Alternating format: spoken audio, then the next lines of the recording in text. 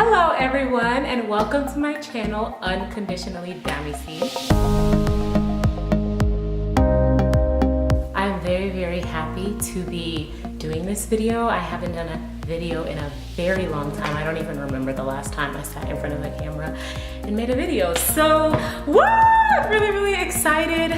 Okay, today I'm gonna be talking about having hard conversations. If you know me, you know that I love harmony. I do not like conflict. I try to avoid conflict at all costs. I want everybody to be happy. I probably have a naive view on the world, and I feel like there's a perfect utopia able to be reached if we all just loved each other. But that's not gonna happen, and I'm aware of that. But I just prefaced with that to say that is what makes it very hard for me to have hard conversations. When I tell you, I get this fear that rises up within me when I have to have a hard conversation with someone. It is crazy. I know I come across, I am very confident. I'm a confident person when it comes to a lot of things. But when it comes to hard conversations, I'm just not. Let's be real, I am not confident. But I have become a lot better in having hard conversations, and I just want to empower you all that you can have conversations too. Because if I, Damisi Fowle, can have successful hard conversations, then you can too. So I'm just gonna give you a few tips that have helped me in having hard conversations, and I hope it helps. All right, so tip number 1, stop. Just stop. You are really mad at somebody, you have to have this conversation, this person pissed you off, I need to talk to them. No, stop, breathe, and don't have the conversation right then and there. It's just not smart, because whatever you have to say is gonna come across in such a way that will not be taken positively or well by the other person. Think about what the purpose of the conversation that you wanna have is. If you are not ready to convey the message in such a way that will convey that purpose that you want from the conversation, then you're not ready to have it. And that's perfectly okay. Just stop. Tip number 2, don't wait till forever to have the conversation. I am a victim of that. I will be the first person to tell you I have waited way too long to have certain conversations, jeopardizing people who I really care about, jeopardizing our friendship because I waited till the very last minute to have a very important conversation that I could have and should have had at a much earlier date. People will not know what's bothering you until you tell them. People say this about women all the time. We expect men or our partners to read our minds. And it's the same with friendships. We expect friends to just know, well, they've known me for this many years. They should know I'm acting weird. They should ask me what's wrong. They should figure it out.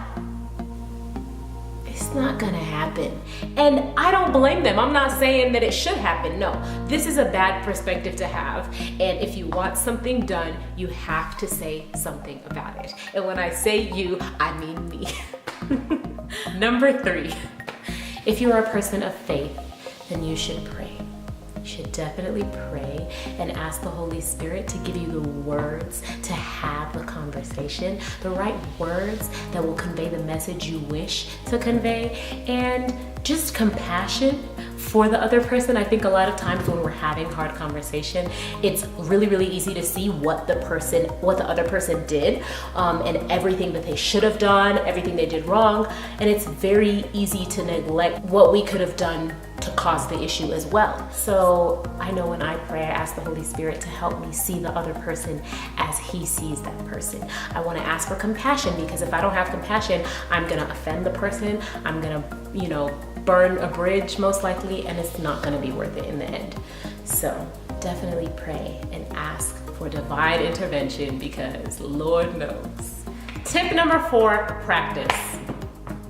If you're anything like me, it's a very good idea to practice before you have a hard conversation. Like I said, I like to avoid conflict. I love harmony. So when I have conversations with people, I throw in a lot of caveats and I throw in a lot of, I don't mean to say this, I don't want to say this, I hope you don't take it this way. And then I also tend to ramble and I try to make things right. I try to like cover up all the bad stuff with all this good stuff.